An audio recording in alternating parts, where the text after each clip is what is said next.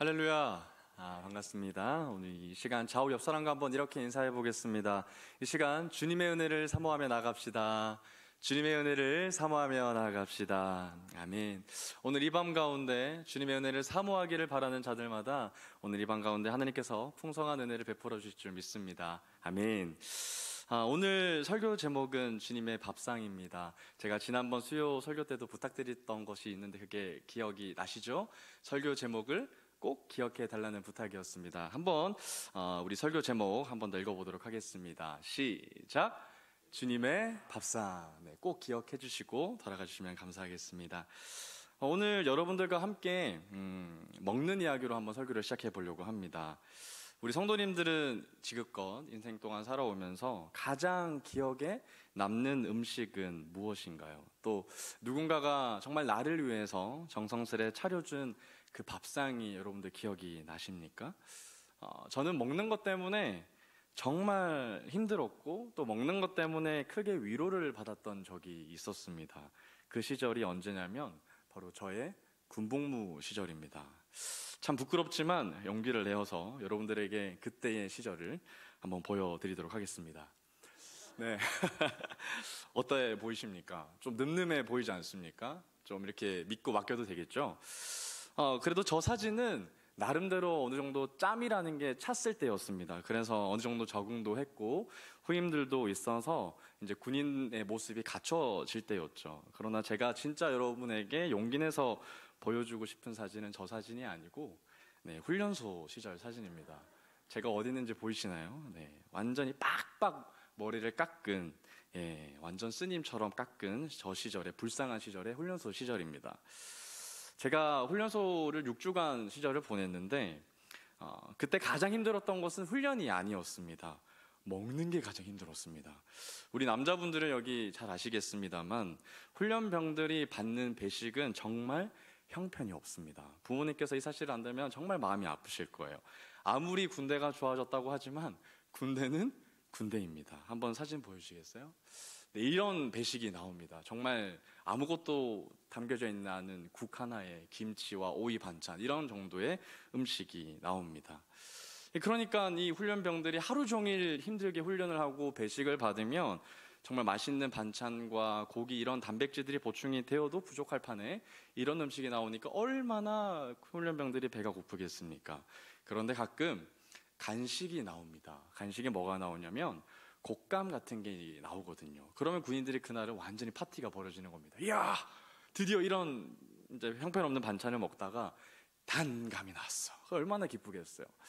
이 군인들이 훈련소에서 가장 좋아하는 음식을 꼽으라고 하면 바로 초콜릿입니다. 왜 그러냐면 항상 이 급식소에서 배식받는 음식은 다 저염소로 배식이 되다 보니까 이 단 거를 군인들이 먹질 못하는 거예요. 그래서 초코파이를 그렇게 기다리고 희망을 합니다. 왜요? 초콜릿이 담겨져 있고 단 것이 있기 때문에 그렇죠. 그래서 훈련소를 잘 수료를 하고 퇴소를 하고 드디어 이제 종교타운에 가서 군부대 교회를 방문해서 나중에 예배를 마치고 나누어주는 그 초코파이를 딱 한 입 먹었을 때 정말 군인들에게는 그때가 약간 천국을 맛보는 시간입니다. 너무 행복한 거죠. 사진 한번 보시겠습니까? 네, 정말 초코파이는 받으면 정말 웁니다. 정말 6주 동안 단 거를 먹지 못했다가 초코파이를 한번 베어 먹으면 눈물이 나는 거죠. 그래서 군인들한테는 최소한 초코파이가 은혜이고요, 복음인 겁니다. 할렐루야. 네. 저도 저 시절을 보냈습니다. 제가 여러분들에게 이렇게 먹는 이야기를 오랫동안 하는 이유는 우리 주변에는 먹을 것이 정말 차고 넘칩니다. 정말 형편이 어려운 분들을, 소수의 분들을 제외하고서는 정말 많은 사람들의 경우가 오히려 남는 음식이 더 많은 경우가 대부분이지요. 그렇다 보니 우리가 배고픔을 경험하기가 또 굶주리는 경우를 경험하기가 참 어렵습니다. 너무나도 자주 그리고 빈번히 매일마다 넉넉하고 차고 넘치는 음식으로 인해서 우리는 초코파이가 주는 은혜를 경험해 볼 수가 없는 거죠. 그래서 사회인은 절대 이 군인들이 맛봤던 초코파이의 은혜를 절대로 알 수가 없습니다. 여러분도 오늘 우리가 읽었던 본문의 내용이 무엇입니까? 간단히 제가 오늘의 본문의 사항을 요약해 드리면 한 여인이 예수님 앞에 나아갑니다.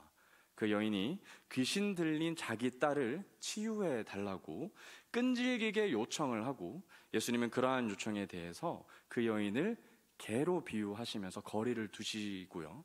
그런데 여인은 거기에 굴하지 않고 계속해서 끝까지 예수님께 매달림으로 또 자기의 딸을 치유를 받게 되는 그러한 장면입니다.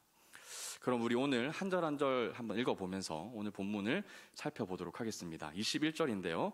다 같이 한 목소리로 읽어보겠습니다. 시작! 예수께서 거기서 나가사 두로와 시돈 지방으로 들어가시니. 지금 예수님께서는 어디로부터 나가시고 계시죠? 거기서 나가사. 지금 거기서 나가시고 새로운 땅인 두로와 시돈 땅으로 이동을 하고 계십니다. 이 두로와 시돈 땅은 이방 땅입니다. 이처럼 우리는 성경을 읽을 때 이 장소의 이동에 대해서 우리가 초점을 맞추면 굉장히 큰 메시지가 담겨 있습니다. 지금 예수님께서 어디로부터 어디로 나오시는 걸까요? 오늘 우리가 읽었던 이 여인의 이야기 앞전에 또 하나의 사건이 있는데요. 그 사건을 한번 먼저 살펴보도록 하겠습니다. 우리 1절, 2절을 한번 목소리로 같이 읽어보도록 하겠습니다. 시작! 그때에 바리새인과 서기관들이 예루살렘으로부터 예수께 나와 이르되 당신의 제자들이 어찌하여 장로들의 전통을 범하나이까? 떡 먹을 때에 손을 씻지 아니하나이다. 지금 예수님께서는 그 앞전에서 계속 오병이어 기적도 베풀어 주시고요, 또 무리를 걷기도 하시고, 또 병자들을 정말 많이 고치시는 이적을 많이 이때까지 행하시고 계셨었어요. 그런데 예수님께서 이러한 정말 사람이 행할 수 없는 기적들을 하시다 보니까 예수님의 무리도 따르지만 예수님을 곱게 보지 않았던 소위 말해 안티들도 생기기 시작했습니다. 그 사람들이 바로 대표적인 분들이 서기관과 바리새인들이었습니다. 근데 그 사람들이 지금 어디로부터 나오고 있다고요? 예수님을 알지 못하는 두로와 시돈 땅으로부터 서기관과 바리새인이 나오는 것이 아니라 예루살렘으로부터 나온 서기관과 바리새인이라고 얘기하고 있어요. 사랑하는 여러분, 예루살렘은 어떤 땅입니까? 하나님을 예배하는 성전이 있는 곳입니다. 그러니까 예수 그리스도를 누구보다도 가장 먼저 알아차려 했었던 그 사람들이 오히려 정작 예수님을 알아보지 못하고 예수님을 어떻게 하면 공경에 빠뜨릴까? 예수님과 저 무리들을 어떻게 하면 우리의 눈에서 벗어나게 할까? 없애 버릴 수 있을까? 이런 마음을 가지고 있는 사람이 되어버린 거죠. 지금 이 사람들이 바로 유대인들인데요. 유대인들을 우리가 조금 더 잘 이해하기 위해서는 그들의 가지고 있는 율법관을 좀 제가 얘기해 보겠습니다. 유대인이 가지고 있었던 율법은 크게 두 가지로 나뉩니다. 하나는 기록되어 있는 성문율법입니다. 성문율법이 뭐가 있겠습니까? 하나님이 주신 모세오경이 있겠죠. 그 모세오경이 성문율법이고요. 또 하나는 그 성문율법을 가지고 이 랍비들이 모여서 그럼 이 성경을 가지고 우리가 실제적인 삶에서 어떻게 하면 규범들을 잘 만들 수 있을까? 어떻게 하면 그 성경을 실제 삶에서 지킬 수 있을까를 고민하다가 만든 것이 구전율법인데, 이 성문율법과 구전율법이 같이 이 랍비들, 이 유대인들은 가지고 있었던 겁니다. 근데 문제는 뭐냐면 시간이 지나면 지날수록 구전율법이 계속 쌓였다는 거예요. 계속해서 성문율법보다 더 중요하게 생기자 이 백성들에게 있어서는 모세오경도 많은 양인데 이 랍비들이 만들었던 그들의 문화, 거룩하게 만들어 했었던 그 구전율법들을 다 지킬 수가 없었던 겁니다. 어떻게 백성들이 삶의 현장에서 랍비들이 만들었던 구전율법들은 다 지키면서 살아나갔겠습니까? 오늘 지금 이 서기관과 바리새인들이 예수님과 무리들을 향해서 비판하고 문제 삼고 있는 이 부분이 뭡니까? 손을 씻지 않고 떡을 만지는 부분이거든요. 이거는 성문율법일까요? 구전율법일까요? 구전율법입니다. 성경에 기록되어 있는 이야기가 아니라 랍비들이 거룩한 문화를 만들기 위해서 만든 것이죠. 이 성문율법을 가지고 지금 하고 있는 게 아니라 구전율법을 가지고 예수님과 예수님의 무리들을 향해서 지금 손가락질하며 비판을 하고 있는 겁니다. 공경에 빠뜨리려고 하는 거죠. 그들이 생각하기엔 이런 겁니다. 손을 씻지 않으면 손이 부정한 것이니까 그 부정한 것을 가지고 떡을 만지면 어떻게 된다고 생각했을까요? 떡이 부정해지고 그 떡이 부정해진 것을 내가 먹으면 내가 부정해진다고 믿었던 거예요. 그런 생각을 가지고 있었던 겁니다, 유대인들은. 그런데 이러한 유대인들이 가지고 있었던 기존 생각에 대해서 예수님은 전면적으로 반박하시고 예수님은 무리를 부르시고 얘기하십니다. 10절과 11절입니다.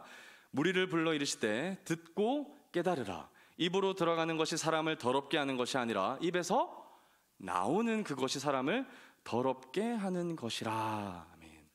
그런데 이 무리 가운데에 지금 제자들도 있거든요. 근데 제자들도 예수님께서 해주시는 말씀과 설명을 잘 이해하지 못합니다. 예수님을 누구보다도 사랑했고 가장 옆에서 따랐던 베드로마저 오늘 예수님이 해주시는 설명을 이해하지 못해서 예수님에게 설명을 좀 더 부탁하고 있습니다. 그런데 예수님은 제자들에게 한 번 더 이렇게 설명을 해주세요. 16절부터 20절까지입니다. 예수께서 이르시되 너희도 아직까지 깨달음이 없느냐? 입으로 들어가는 모든 것은 배로 들어가서 뒤로 내버려지는 줄 알지 못하느냐? 입에서 나오는 것들은 마음에서 나오느니 이것이야말로 사람을 더럽게 하느니라. 마음에서 나오는 것은 악한 생각과 살인과 간음과 음란과 도둑질과 거짓 증언과 비방이니 이런 것들이 사람을 더럽게 하는 것이요 씻지 않는 손으로 먹는 것은 사람을 더럽게 하지 못하느니라 라고 예수님께서 설명을 해주고 계신 겁니다. 이 제자들도 예수님의 설명을 잘 이해하지 못하니까 예수님이 친절하게 한 번 더 설명해 주고 계시는 거죠. 설령 그들 가운데 있었던 무리는 예수님의 설명을 몰랐을 수는 있지만 그의 제자들은 알았어야 했습니다. 이때까지 지나온 시간이 얼만데요. 그런데 제자들도 예수님과 그렇게 시간을 많이 공유하고 배움을 받았지만 여전히 예수님의 가르침을 이해하지 못하는 답답한 모습을 보여주고 있습니다. 문제는 뭡니까? 그들도 여전히 바리새인과 서기관들이 가지고 있었던 유대인적 사고관으로부터 크게 벗어나지 못했던 겁니다. 크게 차이가 나지 않았던 거예요. 그러니까 예수님께서 가르치는 입장에서 얼마나 답답하셨겠습니까? 바로 이런 일이 있고 난 뒤에 오늘 본문이 21절에서 장소의 이동이 지금 언급되고 있는 겁니다. 다시 한번 더 21절을 읽어보면 이렇게 나와 있습니다. 예수께서 거기서 나가사 두로와 시돈 지방으로 들어가시는 겁니다. 예수님께서 그곳을 떠나십니까? 그곳이 어디입니까? 누구보다도 가장 먼저 예수님을 알아보아야 했던 그 예루살렘, 그 유대인들이 있던, 다시 말해 유대인적 사고관을 가진 사두개인과 바리새파의 사람들로부터 벗어나신 거예요. 그리고 어디로 들어가십니까? 두로와 시돈, 거기가 어디입니까? 이방 땅입니다. 지금 부정한 음식을 계속해서 논하고 있고 어떤 것이 부정한 것인지에서 논하고 있는데 예수님은 그들을 벗어나셔서 부정한 땅으로 일컫는 이방 땅으로 나가고 계시는 거예요. 그리고 오늘 그곳에서 오늘 한 믿음의 여인을 만나게 되는 겁니다. 함께 22절 같이 한번 읽어보겠습니다. 시작.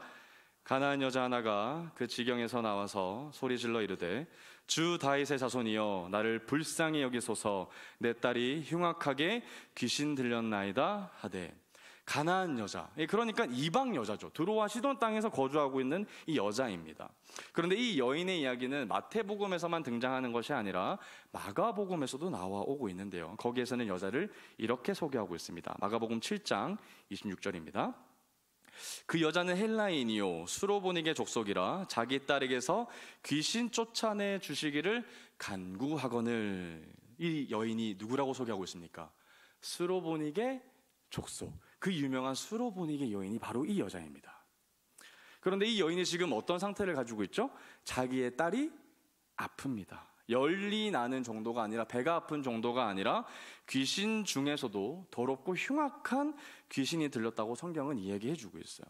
이 당시에 귀신이 들렸다라고 하면 일상생활이 전혀 불가능했습니다. 왜냐하면 귀신이 들렸다고 하면 저주를 받았다고 생각했기 때문에 그랬죠. 그래서 모든 사람들이 이 딸을 외면했고 그의 가족들도 외면을 했을 겁니다.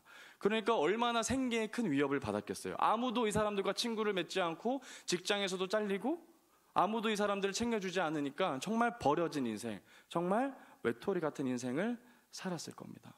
여러분, 이 당시에도 귀신 들렸다 하면 모든 사람들이 피할 텐데 지금도 여러분 쉽지 않습니다. 지금 내 옆에 있는 사람이 귀신 들렸다고 하면 여러분들 쉽게 다 이거 얼마나 어렵겠습니까?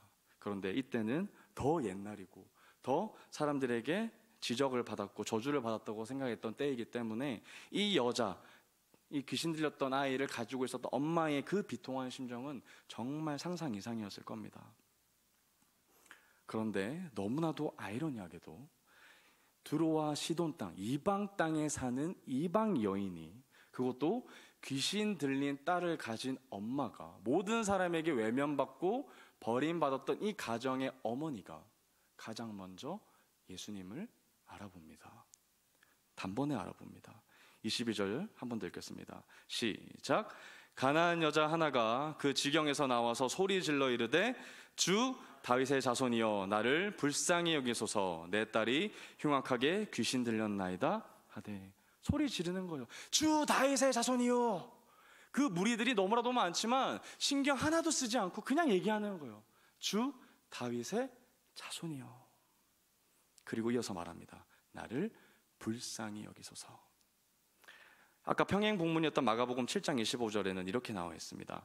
이에 더러운 귀신 들린 어린 딸을 둔 한 여자가 예수의 소문을 듣고 곧 와서 그 발 아래에 엎드리니. 그러니까 예수님을 보자마자 뛰어나와서 엎드리며 주 다윗의 자손이여 나를 불쌍히 여기소서 하면서 완전히 바짝 엎드리는 거예요. 그런데 이렇게 예수님에게 달려왔던 이 여인에 대해서 예수님은 대답하지 않으시고 침묵하십니다. 23절입니다. 예수는 한 말씀도 대답하지 아니하시니 제자들이 와서 청하여 말하되 그 여자가 우리 뒤에서 소리를 지르오니 그를 보내소서. 여러분 이상하지 않습니까? 아니 어떻게 예수님이 이러실 수 있어요? 우리가 생각하는 예수님의 모습은 어떤 모습입니까? 불쌍한 자를 불쌍히 여기시고 당장에 귀신 들린 자를 내쫓아 주시고 머리를 만져주시고 안아주시고 품어주시는 분이 바로 우리 예수님 아니십니까? 그런데 예수님은 우리가 알던 모습과 조금 다른 모습을 보여주고 계십니다. 침묵하십니다. 아무 대답도 주시지 않고 눈길조차 주시지 않는 거예요. 그런데 그 여자가, 그 어머니가 얼마나 절규했던지 그 뒷부분에 보면 제자들이 와서 예수님께 청합니다. 뭐라고 청하냐면 그 여자가 우리 뒤에서 소리를 지르오니 그를 보내소서. 이렇게 예수님한테 제자들이 와서 부탁하고 있는 거예요. 여러분들 이게 제자들이 어떤 마음으로 예수님에게 지금 부탁을 하고 있는 걸까요? 예수님, 저 여자가 너무 불쌍하니까 지금 빨리 예수님 여자를 불쌍히 여겨주셔서 빨리 치유해 주시고 도와주세요라는 마음일까요? 아니면 아니 예수님, 지금 저 여자가 우리 가운데 너무 시끄럽게 하니까 아니 빨리 보내시든지 아니면 치유해 주시든지 둘 중 빨리 하나 해주십시오. 이런 마음으로 예수님한테 얘기하는 걸까요? 후자입니다. 제자들은 정말 그 여자를 불쌍히 여겨주는 마음보다 정말 시끄러웠던 거예요. 그러니 빨리 돌려보내라는 겁니다.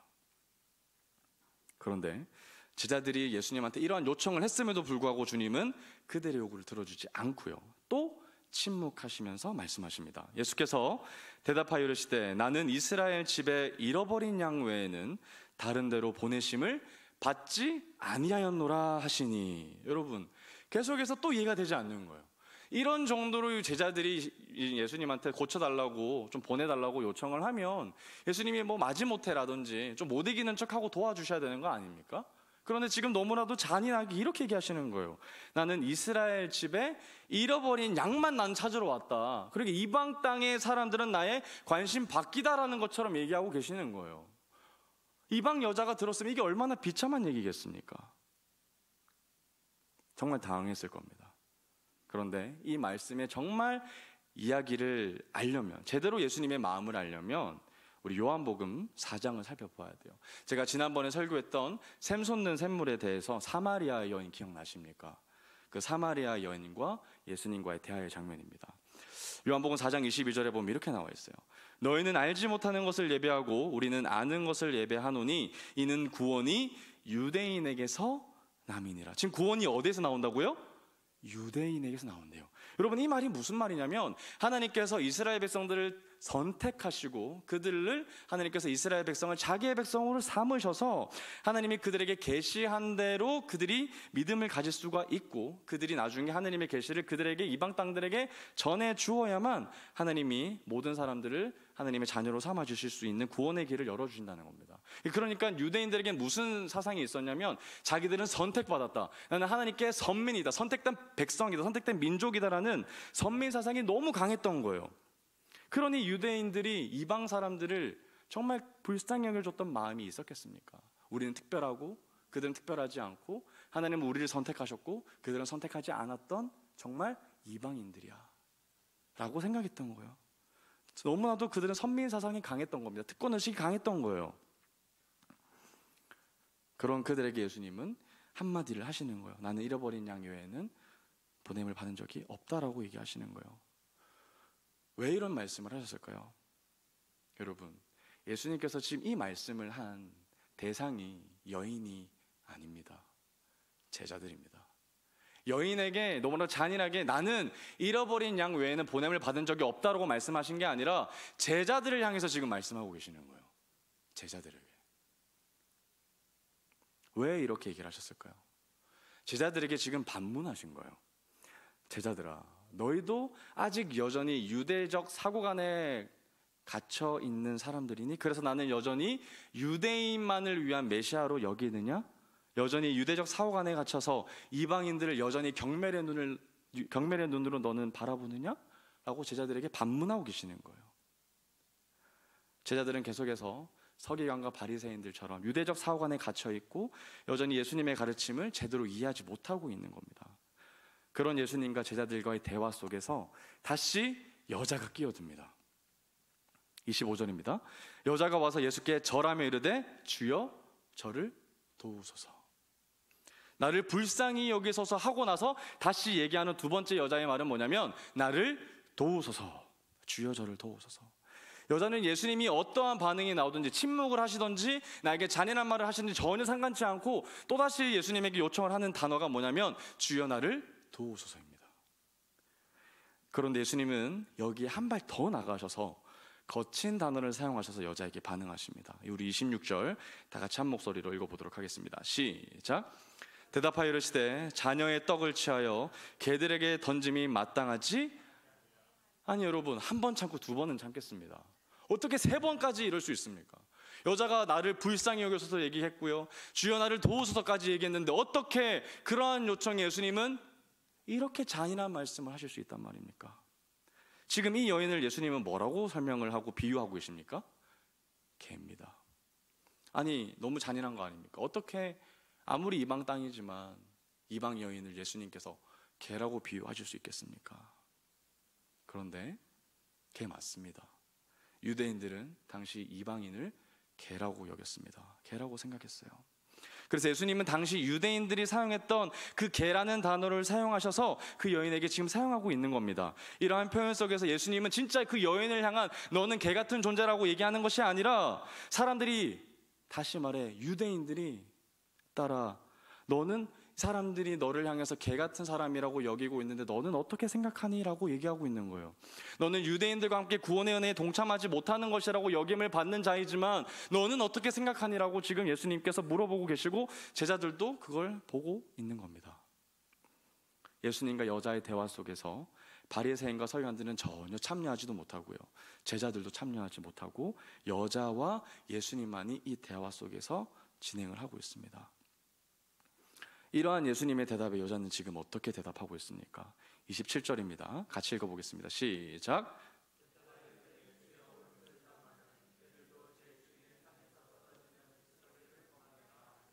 주여 올소이다마는, 이 올소이다마는 이게 무슨 말입니까? 네, 맞습니다. 주님 말씀이 맞습니다. 저는 개와 같은 자 맞습니다. 저는 이방인이고요, 구원의 약속을 받은 적이 없고 부정한 땅에 사는 부정한 자입니다. 유대인이 아닙니다. 저는 이방 사람입니다. 그런데 그 개와 같은 나도 자기의 주인이 있습니다. 그게 누굽니까? 바로 당신입니다. 이렇게 보잘것없고 냄새나고 부정한 개와 같은 자이지만 그럼에도 불구하고 나의 주인은 바로 당신, 주 예수 다윗의 자손이요 바로 주님이십니다 라는 고백을 하고 있는 거예요. 이 멋진 고백을 이방 여인인 수로보니게 여인이 하고 있는 겁니다. 그러니 우리 주인 되시는 그 주님이 차려주신 밥상에 혹여나 그 음식이 바닥에 떨어졌다고 해도 그게 무슨 상관이 있겠습니까? 나를 위해서 준비해 주시고 차려주신 그 음식만이 유일하게 나를 살릴 수 있는 겁니다. 떨어진 건 전혀 문제가 되지 않습니다. 우리가 앞서 살펴보았던 바리새인과 서기관들은 유대인들이 손을 씻지 않고 음식을 먹으면 부정해진다고 생각을 했던 거죠. 그러니 그들은 땅에 떨어진 음식을 먹겠습니까? 안 먹겠습니까? 절대 먹지 않습니다. 그들은 절대 부정해지기 때문에 먹지 않습니다. 그들은 그들을 위해서 차려주신 주님의 밥상에 앉지도 않습니다. 오히려 주님이 차려주신 밥상에 기꺼이 앉는 자는 누구냐면 이방 여인 수로보니게 여인이었던 거예요. 밥상에서 떨어진 그 부스러기를 주워서 먹는 자, 그럼에도 불구하고 주님의 은혜를 사모하면서 주님의 은혜에 동참하기를 기뻐했던 자가 유대인들이 아니라 이방 땅에 사는 수로보니게 여인이었다는 겁니다. 바로 이와 같은 여인의 고백을 예수님은 기뻐 받으셨던 거예요. 28절입니다. 우리 같이 읽어봅니다. 시작. 이에 예수께서 대답하여 이르시되 여자여 내 믿음이 크도다 내 소원대로 되리라 하시니 그때로부터 그의 딸이 나으니라. 아멘. 예수님은 이 여인의 고백을 너무 기뻐 받으셨던 거예요. 그리고 그의 간절한 요청에 이제 드디어 응답하십니다. 나를 불쌍히 여겨달라는 그 말, 그리고 두 번째로 주여 나를 도우소서라는 그 말을 예수님께서 우리가 겉으로 보기에는 너무나 침묵하셨던 것처럼 보이고 너무 잔인한 말로 그의 마음에 상처를 주셨던 것처럼 보이지만 그분은 결코 이 여인을 외면하지도 않으셨고요, 잊지도 않으셨고 이 여자를 기억하시고 도와주시고 회복해 주십니다. 사랑하는 성도 여러분, 믿음이 크다는 게 어떤 의미일까요? 아니, 큰 믿음은 어떤 믿음을 말하는 걸까요? 믿음이 크다는 것은 하나님의 은혜를 간절히 바라는 믿음이에요. 하나님의 은혜만을 바라보는 믿음인 거죠. 귀신 들려서 아픈 내 딸을 위해서 정말 아무것도 할 수 없는 그런 절망적인 무기력한 상황 가운데, 도저히 내 힘으로 아무것도 할 수 없는 그 절망적인 상황 가운데 그럼에도 주님 앞으로 나아가는 것, 그게 믿음인 겁니다. 우리의 주인 되시는 그 주님 앞에 나아가는 게 우리의 믿음인 거죠. 그래서 주님이 차려주신 그 밥상에 앉아서 주님이 우리에게 베풀어 주실 은혜를 기대하며 사모하는 마음이 우리에게 가장 필요한 믿음인 겁니다. 아까 제가 얘기했던 것처럼 사회인은 군인들이 경험했던 초코파이의 은혜를 결코 알 수 없었던 것처럼 유대인들은, 아니 오늘날에도 우리들도 마찬가지로 여전히 유대적 사고관을 가진 자들은 결코 주님의 밥상의 은혜를 누리지 못합니다. 참으로 놀랍게도 이때까지만 해도 예수님의 제자들은 예수님에 대해서 100% 이해하지를 못하고 있습니다. 잘 이해하지 못해요. 여전히 유대인들의 메시아로 생각하고 어떻게 하면 예수님과 함께 이 땅 가운데서 한 자리를 차지할까라는 생각을 많이 하고 있습니다. 그런데 이 스로보니게 여인의 사건을 기점으로 해서 제자들이 본격적으로 변하기 시작해요. 이걸 어떻게 알 수 있냐면요, 다음 장인 16장에서 알 수가 있습니다. 여러분 아까 기억나시죠? 이 여자가 예수님을 보고 첫 마디가 뭐였습니까? 주 다윗의 자손이요. 주님이신, 그리고 나의 주인이신 다윗의 자손이라는 말입니다. 그런데 이 예수님의 이러한 설명을, 예수님에 대한 이러한 비유를 이제 베드로가 그 스로보니게 여인의 고백과 함께 비슷하게 얘기를 합니다. 우리 16장 16절인데요. 시몬 베드로가 이렇게 얘기합니다. 시몬 베드로가 대답하여 이르되 주는 그리스도시요 살아계신 하나님의 아들이시니다. 아멘. 이 사건 뒤로 베드로가 진짜 이렇게 멋있는 고백을 합니다. 주님은 나의 주인이십니다. 큐리오스, 나의 주인이십니다. 살아계신 하나님의 아들이십니다. 이 베드로의 고백을 통해 우리는 예수님께서 주 다윗의 자손이라는 그 고백을 했던 스로보니게 여인이 다시 한 번 더 생각이 나는 거죠. 오늘 우리는 함께 이방 여인의 믿음을 살펴보았습니다. 스로보니게가 했던 그 믿음의 고백을 우리는 살펴보았어요. 여러분, 사마리아 여인을 기억나시죠? 사마리아 여인도 예수님께서 길을 가다가 우연히 지나친 것이 아니라, 베레아 지역을 우회하기 위해서 오신 것이 아니라 정확하게 사마리아 땅을 관통하셨던 것처럼 예수님은 오늘 이 스로보니게 여인을 만나기 위해서 두로와 시돈 땅에 직접 들어가셔서 만나주십니다. 직접 그 땅에 가셔서 만나주십니다. 그리고 그 여자를 위해서 예수님이 그를 위해서 따뜻한 밥상을 차려주시고 그 여인을 자리에 앉히십니다. 사랑하는 성도 여러분, 우리는 어떤 식탁에 앉아 있습니까? 화려하고 맛있는 음식이 즐비한 식탁에 앉아 있습니까? 마치 선악과처럼 먹음직도 하고 또 보암직도 하고 탐스러운 그러한 밥상에 앉아 있어도 그곳에 주님이 없다면 그 식탁의 의미가 무슨 의미가 있겠습니까? 부스러기라도 좋으니, 땅에 떨어진 음식이라도 좋으니 주님이 함께하는 식탁에 우리가 앉아야 되지 않겠습니까? 주님께서 함께 하시는 식탁, 주님께서 우리를 위해서 따뜻한 밥을 지어주시니 그 식탁에 앉아서 우리가 함께 주님과 교제하며 나아가야 되지 않을까요?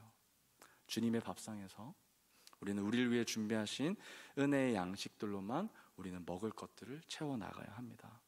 사랑하는 성도 여러분, 우리에게 있어서 주님의 식탁이 어디일까요? 우리를 위해 준비하시고 차려주신 그 주님의 식탁이 어디입니까? 바로 교회입니다. 이 기도의 자리가 바로 주님의 밥상이고요, 예배의 자리가, 그리고 셀의 자리가, 교제의 자리가, 전도회의 자리가 다 주님께서 여러분들을 위해서 따끈따끈하게 지어주신 밥상의 자리인 줄 믿습니다. 아멘. 그 밥상의 자리에 우리가 기뻐함으로 나아가야 하는 거죠. 여기 어머님들 참 많이 앉아 계시지만 밥상을 정말 사랑하는 남편과 자녀들을 위해 차려 놓았는데 자녀들과 남편이 그 자리에 앉지 않고 바쁘다는 핑계로 그 밥상을 뒤로 한 채 나간다고 하면 여러분 얼마나 가슴이 아프겠습니까? 얼마나 속상하겠습니까? 이제는 더 이상 세상의 밥상에 귀 기울이면서 기웃거리는 인생이 아니라, 그래서 화려하고 이것만 먹으면, 이 책상에 앉으면, 이 식탁에 앉으면 내 인생이 화려해질 거라고, 내 인생이 안전해질 거라고 믿는 그 식탁에 앉는 것이 아니라 정말 우리를 위해서 준비해 주신 그 따뜻한 식탁의 자리에 앉아서 더 이상 예수님을 기다리지 않게 하시길 주님의 이름으로 소망합니다. 우리는 더 이상 주님이 홀로 식탁에서 여러분들을 위해서 기다리게 하는 인생이 아니라 우리 모두 주님의 식탁에 기꺼이 달려나가 수로 보니기 여인이 했던 그 믿음의 고백처럼 당신이 바로 나의 주인이십니다, 내 인생을 책임져 주시는 분이십니다라는 고백과 함께 은혜로 말미암아 우리의 공허함과 우리의 굶주림과 우리의 은혜에 대한 그 빈잔이 오직 주님이 주시는 밥상으로 말미암아 충만하게 채워지기를 예수님의 이름으로 간절히 소망합니다. 아멘. 우리 함께 찬양하며 나아가겠습니다.